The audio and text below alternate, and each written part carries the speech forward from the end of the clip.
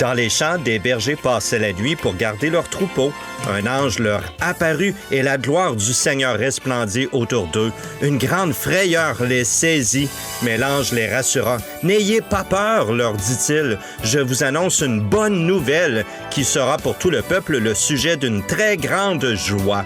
Un sauveur vous est né aujourd'hui dans la ville de David. C'est lui le Messie, le Seigneur, et voici à quoi vous le reconnaîtrez. Vous trouverez un nouveau-né dans ses langes et couché dans une mangeoire. » Et tout à coup apparut aux côtés de l'ange une multitude d'anges qui chantaient les louanges de Dieu.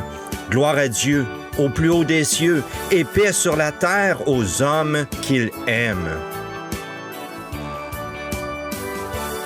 Bienvenue à cet épisode du balado Connais-tu Jésus? Là où l'on prend quelques minutes chaque semaine pour considérer ce que la Bible dit de Jésus et enfin vivre émerveillé et transformé par son amour. Je suis Benoît Guillot et comme moi, vous avez certainement observé ces scènes de Noël où l'on y retrouve des bergers avec leurs moutons. Mais qui sont ces bergers? Que font-ils dans le récit de Noël? La Bible nous parle de ces bergers. Et si vous avez une Bible sous la main, je vous invite à l'ouvrir et trouver l'Évangile selon Luc au chapitre 2 et à lire ce récit par vous-même. Ces bergers-là étaient des personnes qui vivaient leur petite routine, si on peut dire. C'étaient des travailleurs, des fermiers, des cols bleus. Ils faisaient vivre leur famille dans une économie politico-sociale qui pouvait en faire rouspéter quelques-uns. En fait, le texte nous dit qu'un recensement était en cours. Le César de l'époque l'avait ordonné pour toute la terre, ce qui nous laisse entrevoir l'étendue et la puissance de son règne.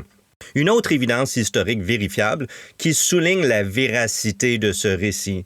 Faut se rappeler que le peuple juif, ses bergers et leurs familles faisaient partie de ceux qui vivaient sous la domination des Romains.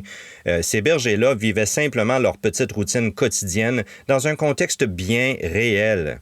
Et donc, au milieu de l'une de ces nuits où ils étaient occupés à travailler, survint une grande interruption dans le ciel noir et obscur de la nuit. Un ange leur est apparu et leur a fait une annonce grandiose, mais aussi très étonnante. Il leur a annoncé une bonne nouvelle qui se trouve à être la très grande joie du ciel pour tous. Tout le peuple était concerné par cette grande joie. Pourtant, ce n'était que les bergers qui l'avaient entendu. Quelle est cette grande et bonne nouvelle, cette très grande joie du ciel pour tous? Bien, c'est la naissance et la venue du Sauveur promis. Oui, Jésus est la très grande joie du ciel parce qu'il est le Sauveur promis, celui désigné par Dieu, celui qui vient de Dieu pour nous délivrer. Il est donc la très grande joie du ciel, la bonne nouvelle pour tous. Vous savez, le Dieu très haut, celui dont la Bible nous décrit, est un Dieu infiniment joyeux et heureux, d'une joie inaltérable, pure et éternelle, une joie qui n'est pas conditionnée par des événements. Sa joie se trouve en lui-même, dans qui il est, son amour, sa compassion et même dans sa mission de venir nous délivrer pour que nous puissions enfin l'aimer de tout notre cœur et partager avec lui sa joie, cette joie inaltérable et éternelle. Donc, l'ange a rassuré les bergers et leur a dit qu'il est venu leur annoncer une bonne nouvelle, une très grande joie pour tous. Le Sauveur promis est arrivé.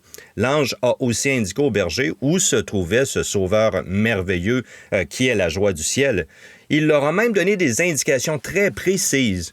Vous allez le trouver à Bethléem, leur a-t-il dit, dans la ville de David, le plus grand roi d'Israël. Wow! Mais là, l'ange poursuit en disant, c'est un bébé couché dans une mangeoire, dans ses langes. Il se trouve même dans une étable. On peut imaginer la perplexité dans le visage de ces bergers. Peut-être se sont-ils dit, « Attends, le Sauveur promis, qui est la très grande joie du ciel, est un bébé qui dort dans une mangeoire d'animaux, dans une étable? Quoi? » Là, rappelons-nous du contexte géopolitique dans lequel vivaient ces bergers-là. César avait ordonné un recensement de tous ses habitants. Le rappel que c'est lui l'homme le plus puissant de la terre. Tout le peuple était en train de se faire recenser et au même moment que tout ça se déroulait, le Sauveur promis, la très grande joie du ciel, reposait dans une mangeoire, dans une étable, parce qu'il n'y avait plus de place pour lui dans les auberges.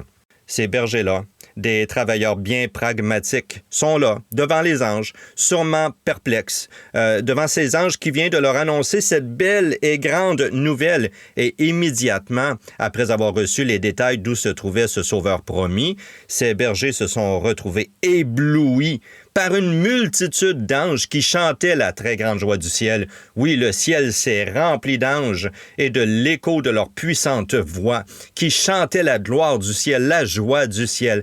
Quel contraste! Un puissant César et son recensement. Des bergers. Des anges dans un ciel obscur. La joie du ciel qui éclate dans le ciel obscur de la nuit. La joie du ciel dans une mangeoire. Le point central de ce récit-là, l'élément marquant, c'est la joie du ciel qui nous rejoint dans notre humanité. Cette joie que Dieu veut nous partager, cette joie qui se trouve dans l'accomplissement de cette grande promesse, celle de la venue du Sauveur promis, Jésus, celui qui vient nous réconcilier avec Dieu, ce Dieu rempli de joie, cette joie d'être en mission pour venir nous secourir, et c'est Jésus.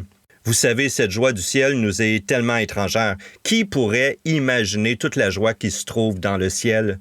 Une joie qui n'est pas conditionnée par des événements ou limitée par peut-être un ressenti avec ses hauts et ses bas. Non, c'est une joie pure, parfaite, exaltante, éternelle, la joie de Dieu, parce que le Dieu du ciel est une personne infiniment et éternellement joyeuse.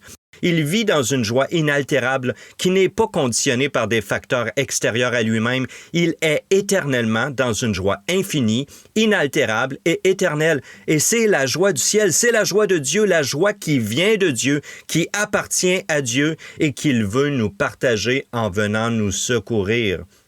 Et ces bergers-là, comme nous, ils vivaient leur petite routine et ils ont été interrompus dans leur routine. Ils ont entendu et admiré pendant quelques instants la joie céleste éternelle de Dieu, la très grande joie du ciel, cette joie, cette bonne nouvelle, Jésus, ce sauveur promis qui vient nous délivrer. Après que les anges les eurent quittés, les bergers se sont regardés les uns aux autres et ils se sont dit « OK, qu'est-ce qu'on attend? Il faut aller voir tout ça. Il faut aller voir ce bébé. » Là, c'est intéressant, ces bergers étaient pragmatiques. Ils ne se sont pas contentés d'accueillir cette nouvelle, d'en discuter peut-être entre eux. Non, à la hâte, ils sont partis voir. Ils ont confirmé que ce que l'ange leur avait annoncé était vrai. Ils ont raconté ce que l'ange leur avait annoncé même à Marie. Et ayant reconnu les faits annoncés, ce sont ces bergers qui sont partis annoncer cette nouvelle à leurs concitoyens. Ils ont en fait partagé à leur tour la très grande joie du ciel, la bonne nouvelle à tout le peuple. Et tous ceux qui les entendaient étaient dans l'étonnement. L'ange leur avait d'ailleurs dit que cette très grande joie-là était pour tout le peuple. Ils ont compris que c'était une joie à partager. En fait, cette très grande joie est tellement merveilleuse qu'elle ne peut pas être gardée pour soi. Elle nous commande, elle nous incite, elle nous pousse à la partager.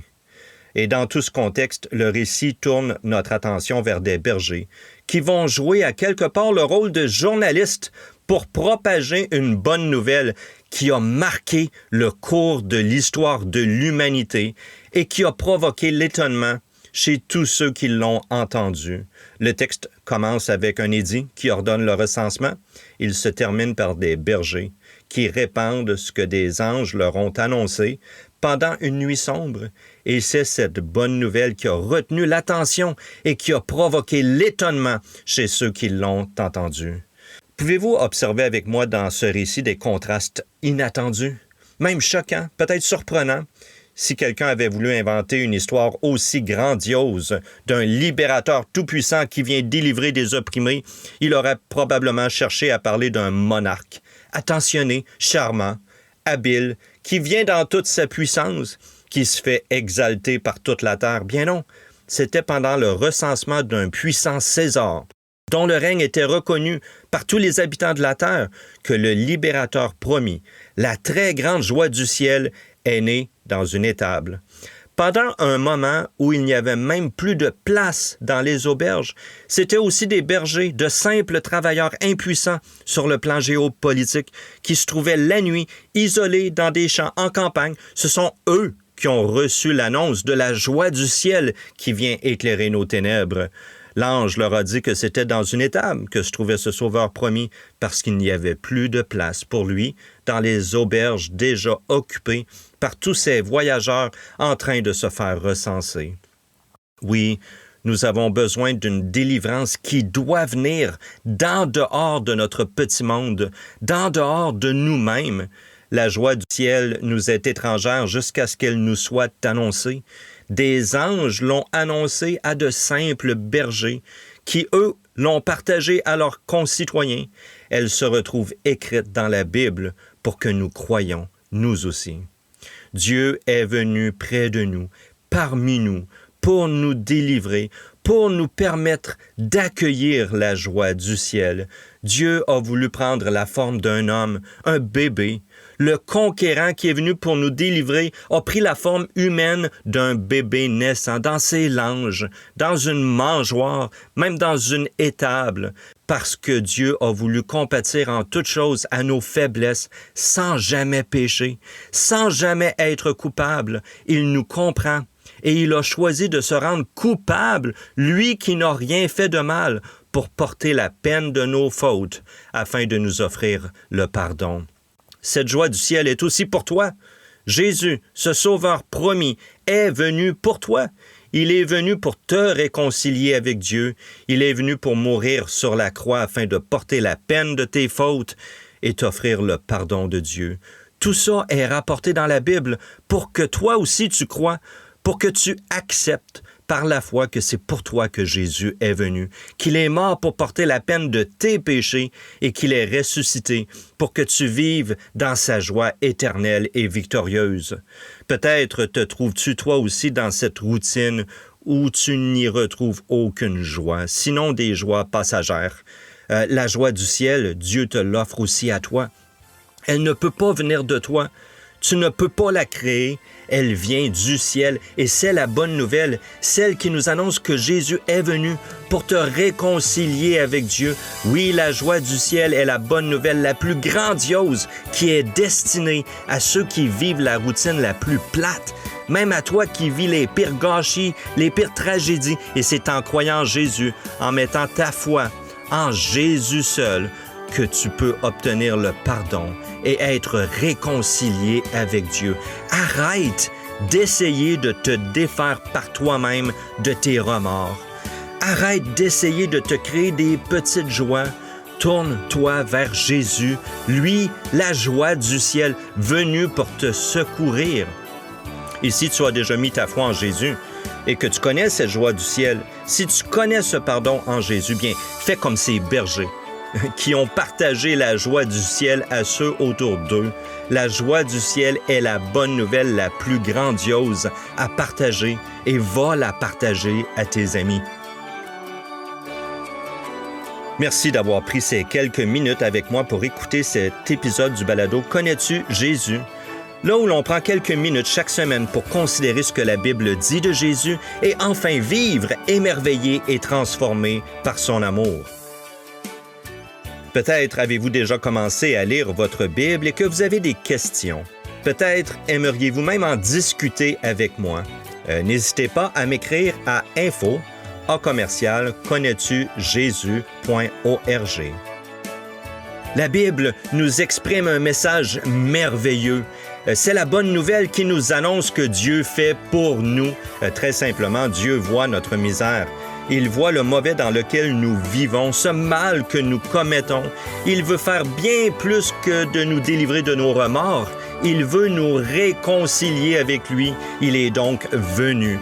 Il a vécu comme un homme pour finalement porter la peine de nos fautes en mourant sur la croix, afin que quiconque croit en Jésus ne soit plus condamné, mais qu'il ait la vie éternelle, qu'il vive enfin dans la joie éternelle de Dieu. Avant de vous laisser, j'aimerais vous inviter à vous abonner à ce balado pour ne pas manquer les prochains épisodes. Joyeux Noël! Et je ferai une pause de quelques semaines pour célébrer Noël avec ma famille. On se retrouve donc à la mi-janvier pour un nouvel épisode du balado « Connais-tu Jésus ?»